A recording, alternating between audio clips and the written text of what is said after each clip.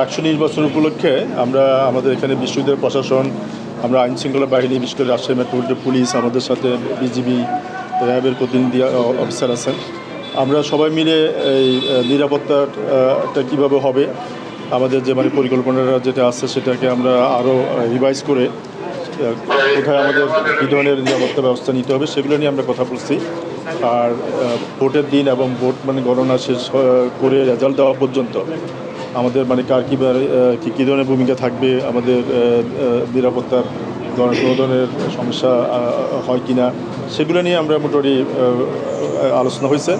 বিশ্ববিদ্যালয় প্রশাসন ওনাদের অবজারভেশনগুলো আমাদের দিচ্ছে, আমরা আমাদের অবজারভেশনগুলো ওনাদের শেয়ার করছি।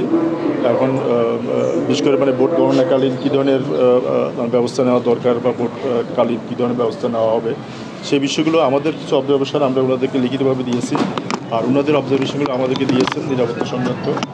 আপনারা জানেন যে বিশ্ববিদ্যালয়ের চারপাশে যেহেতু এটা একটা বড় ক্যাম্পাস, বেশ কিছু খোলা জায়গা আছে, সেগুলোকে কীভাবে কর্ডন করা যায়।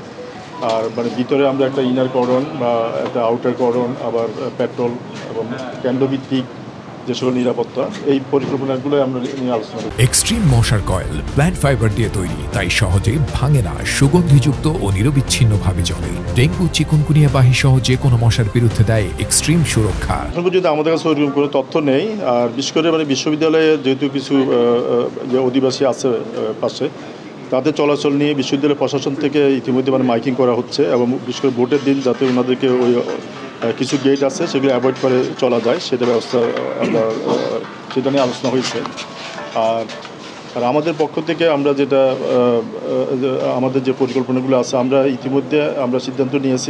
আমাদের কাজ কিছু কাজ চলছে আমাদের বিভিন্ন জায়গায়, বিশেষ করে বিশ্ববিদ্যালয়ের আশপাশে যে সকল অধিবাসীগুলো আছে বা বস্তি এলাকা আছে, যেখানে আমরা মনে করি মাদকাসক্ত লোকজনের আনাগোনা থাকতে পারে, সেগুলোকে আমরা তল্লাশি করব। আমরা ইতিমধ্যে কাজ শুরু করছি, আরও এটা জোরদার হবে। আর হল প্রশাসন হলগুলোতে যাতে বহিরাগত না থাকে সেজন্য তল্লাশি ব্যবস্থা নিয়েছে, এটাও চলমান আছে। আমরা পুলিশের প্রায় 2000-এর মতো আমরা পুলিশের ডেপ্লয়মেন্ট থাকবে আমাদের মেট্রোপলিটন পুলিশের পক্ষ থেকে। এর পাশাপাশি বিজিবি থাকবে, বিজিবির ওনাদের 6টা প্লাটুন থাকবে, র্যাবের 12টা প্লাটুন থাকবে।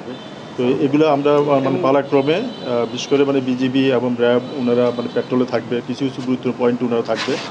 আর ওভারঅল ভোট কেন্দ্রগুলোতে আমাদের পুলিশের লোক থাকবে, এবং অন্যান্য যে সকল বাইরের যে সকল আউটার কর্ডন আছে, অ্যাক্সেস কন্ট্রোল আছে, সেখানে আমাদের পুলিশ থাকবে।